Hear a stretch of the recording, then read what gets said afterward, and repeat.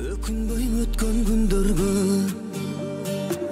себелеп жаган жамгырдай, өкүнбөйм өткөнгө карап, ай балким өмүр ушундай.